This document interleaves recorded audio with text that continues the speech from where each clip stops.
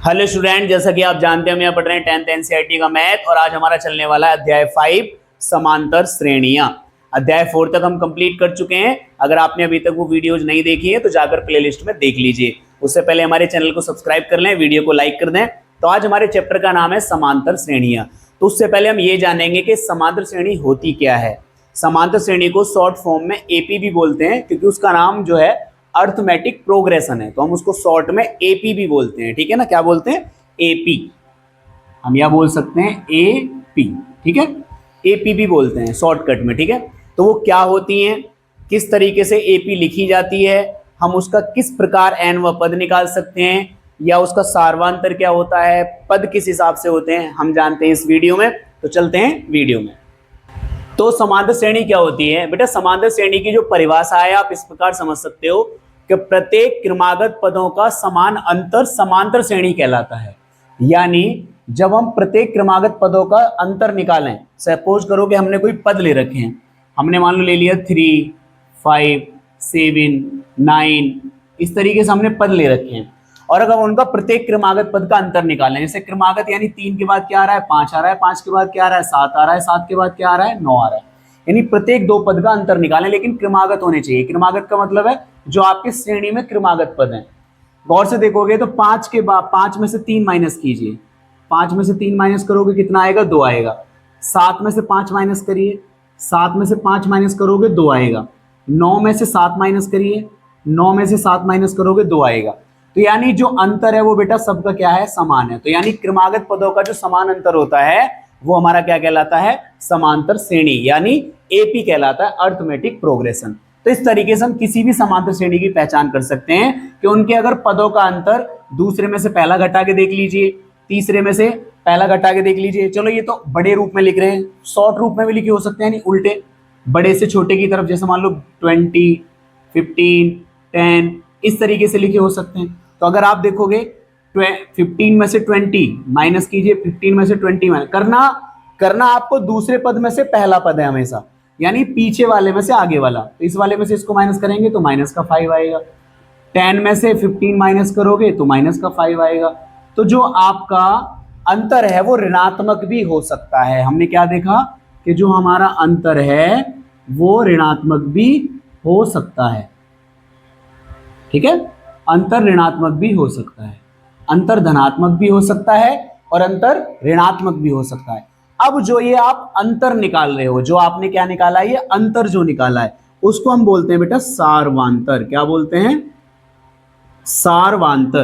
क्या बोलते हैं? सार्वांतर, जिसको हम स्मॉल डी से प्रदर्शित करते हैं, क्योंकि डिफरेंस होता है तो डिफरेंस को हम बोलते हैं सार्वांतर। ठीक है, तो ये डिफरेंस को हम क्या बोलते हैं कि जो आपके पदों का अंतर जो आता है उसको हम सार्वांतर बोलते हैं। जैसे आप बोल सकते हो, जैसे हमने डी मान लिया तो हमने बोल लिया कि जैसे आपके जो पद हैं सार्वांतर में पदों का अंतर, ये लिख दो परिभाषा, पदों का अंतर। अब पदों का अंतर आप मानोगे, उसके लिए आपको क्या चाहिए बेटा, इसमें एक नया नाम आया पद। क्या नाम आया? पद। कि भैया पद कैसे होते हैं? तो बेटा पद जो आपकी ये जो श्रेणी बनी हुई इसको हम बोलते हैं एपी। जो आपने ये इस तरीके से लिखी है इसको सीरीज बोलते हैं, यानी श्रेणी बोलते हैं।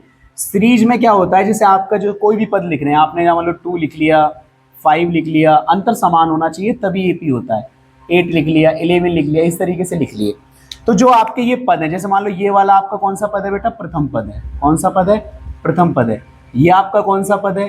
द्वितीय पद है। कौन सा? द्वितीय। ये आपका कौन सा पद है? तृतीय पद है। ये आपका कौन सा पद है? चौथा पद है, या चतुर्थ पद लिख सकते हो, इसको तीसरा बोल सकते हो। तृतीय बोल दो, तीसरा बोल दो, द्वितीय बोल दो, दूसरा बोल दो, है ना, प्रथम बोल दो या पहला बोल दो। ठीक है, ये आपके जो श्रेणी होती है उसके पद होते हैं, पहला, दूसरा, तीसरा, इस तरीके से पद होते हैं। ठीक है ना, इन पदों को हम क्या बोलते हैं? जो आपके पद होते हैं इसमें सबसे पहला एक जो मेन होता है हमारा वो होता है प्रथम पद, जिसको हमें इसमें फॉर्मूले में यूज करना होता है। प्रथम पद जिसको हम बोलते हैं बेटा ए बोलते हैं। क्या बोलते हैं? ए। तो जो हमारा पहला पद होता है प्रथम पद उसको हम बोलते हैं ए, या फिर हम इसको A1 भी बोलते हैं, यानी पहला पद है तो A1 बोलेंगे। दूसरा जो पद होता है बेटा उसको हम बोलते हैं A2। क्या बोलते हैं? A2। जो तीसरा पद है हम उसको बोलते हैं A3।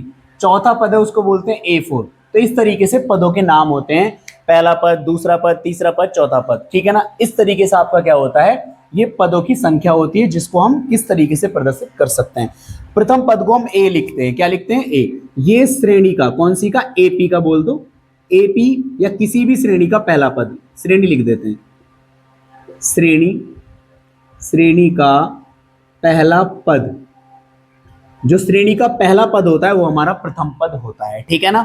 तो हमें यहाँ पता लग गया, जो इसमें ये आप गिनोगे 1 2 3 4 और आगे भी कितने हो सकते हैं, ये पदों की हमारी संख्या होती है जिसको हम स्मॉल n से प्रदर्शित करते हैं। तो जो जो चीजें हमें यहाँ पता लगी हैं उनको हम एक बार लिख लेते हैं और उसके बाद समझते हैं, ठीक है ना।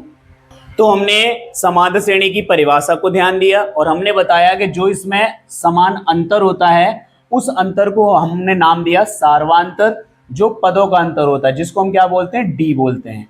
इसमें हमारा एक नाम आया पद, क्या नाम आया, पद। तो उन पदों को क्या बोलते हैं वो हमने यहां बताया। पद जो होते हैं वो आपके श्रेणी के जो पद होते हैं, जो श्रेणी लिखी रहती है उसमें एक पहला पद, दूसरा पद, तीसरा पद, इस तरीके से आगे की तरफ पद होते हैं, जिसमें पहले पद को हम ए बोलते हैं। हम फॉर्मूले में ए लिखेंगे, हम उसको A1 भी बोल सकते हैं, ठीक है ना। दूसरा पद जो होता है वो A2 होता है, तीसरा पद A3 होता है, इसी तरीके से चौथा पद A4, पांचवा पद A5, इस तरीके से पद होते हैं।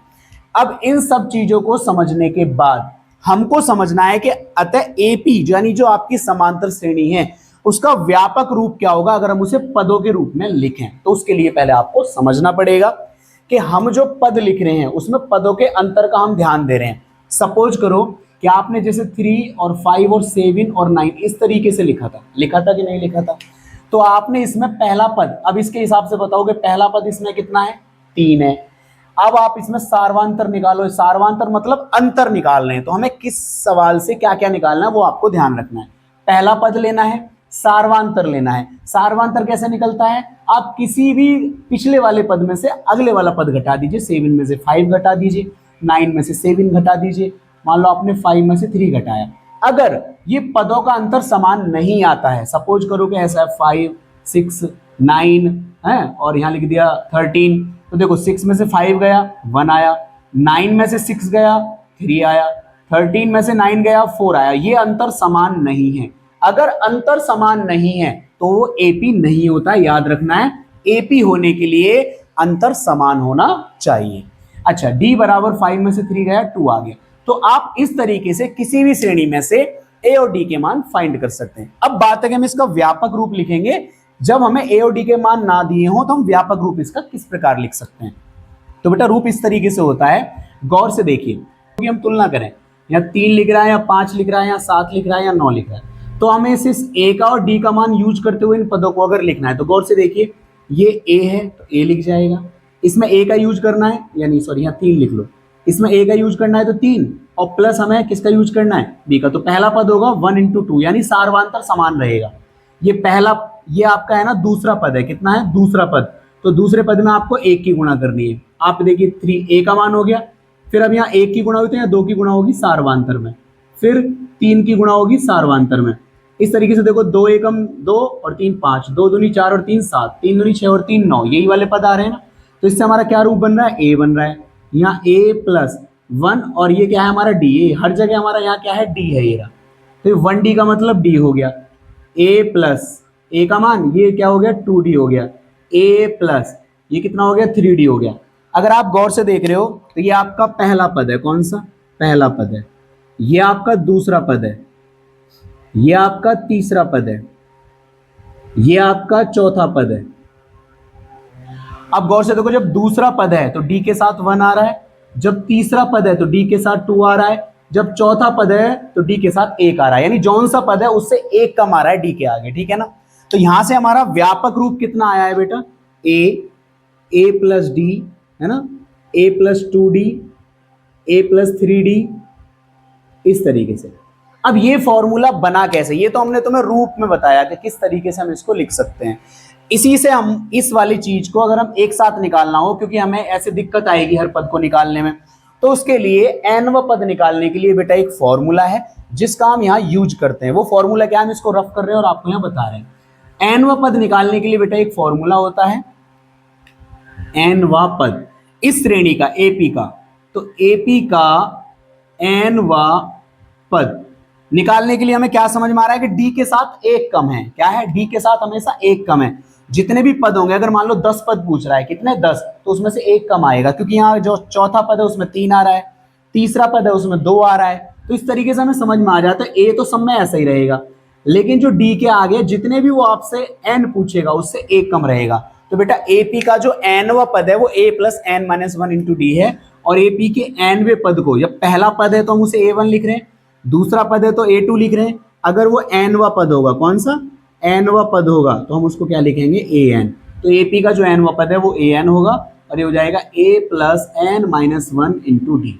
तो इस तरीके से हमारा ये एनवे पद का फॉर्मूला आपको समझ में आ जाना चाहिए कि एपी का एनवा पद हमारा क्या होता है।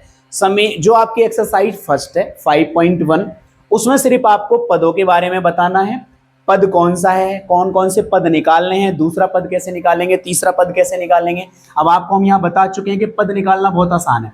अगर आपसे मान लो 5वां पद पूछा, 5वें पद को हम A5 बोलेंगे, क्या बोलेंगे A5, तो हमने आपको एक ट्रिक बता दी कि डी में एक कम कर देना, 5वां पद पूछ रहा है तो 4D हो गया, A प्लस 4D।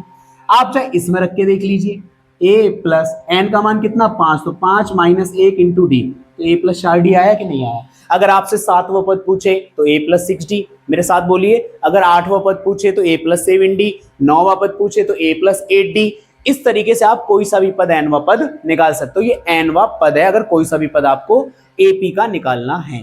तो इस तरीके से हमारा जो बेसिक कॉन्सेप्ट है 5.1 और 5.2 के लिए वो इसी के साथ यहीं समाप्त होता है। अगर आपको कोई भी दिक्कत हो, कोई चीज समझ में ना आई हो, तो कमेंट बॉक्स में लिख दें।